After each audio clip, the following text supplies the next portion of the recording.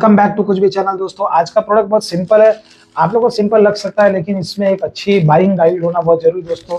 तो just for buying guide के लिए बता रहा हूँ कि कभी कभी क्या होता है दुकान या हम वेबसाइट पे जाते हैं तो हमें समझ नहीं आता कि इस तरह का जब प्रोडक्ट हमें लेना है तो हम सिंपल जाके दुकान पे बोलते हैं और दुकान वाले या वेबसाइट पे हम कोई भी चीप प्राइस के अकॉर्डिंग हम उठा लेते हैं कि अरे यार ये वाला तो सेलर महंगा दे रहा है, ये वाला सस्ता दे रहा है। पर उसमें महंगा सस्ता क्यों होता है दोस्तों? तो क्वालिटी हर जगह मैटर करती है। तो चलिए मैंने जो मंगाया ना वो मैंने एक प्लास्टिक कर्टन मंगाया है जिसमें प्राइस मैटर करती है, क्योंकि मैंने भी देखा कि यार 158 से लेके इसकी प्राइसिंग आपकी 800 900 तक जाती है।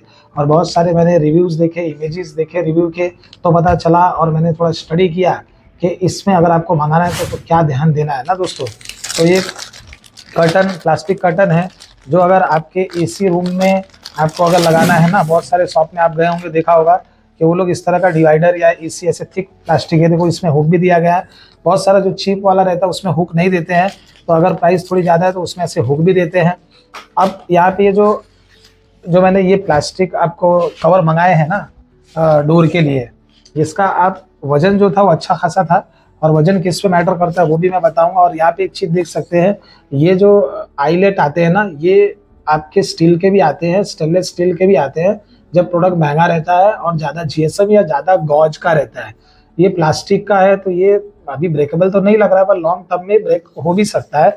फिर भी मैं कहूँगा ये मेरे को नियर अबाउट 400 का पड़ा है फ्लिपकार्ट पे, तो अच्छा है। इसका जो थिकनेस है वो 0.4 mm है और जो इसकी लंबाई है दोस्तों इस तरह से आप देख सकते हैं ये 7 फुट का प्रोडक्ट है। और इसकी जो विथ है यानी कि लेंथ तो 7 फुट और जो विथ है वो 4.5 फीट का है ना। हमारा दरवाजा ऑलमोस्ट 3 फीट का होता है। अब इसके थिकनेस पे भी ये मैटर करता है कि आपकी जो एसी की कूलिंग है वो कितनी बाहर आएगी जाएगी।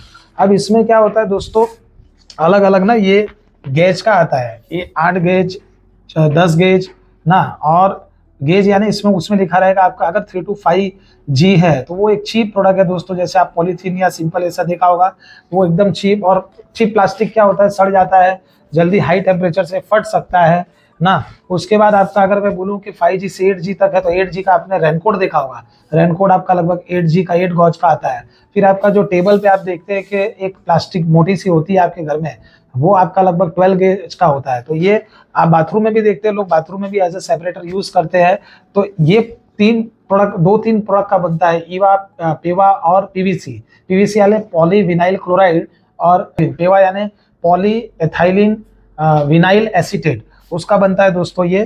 तो ये प्रोडक्ट पेवा जो होता है वो बहुत बढ़िया उसका प्रोडक्ट होता है, उसके स्मेल कम आते हैं। इसमें जाके मैं नोट कर रहा हूँ इसमें स्मेल आ रही है, ठीक ठाक प्रोडक्ट है 400 के रेंज तक में। अगर आप 700 800 से उससे ऊपर रेंज में जाते हैं तो होटल्स में सब में लगे रहते हैं, उसमें स्मेल ये सब कम आती है, जो ऑर्डर होता है वो कम आता है।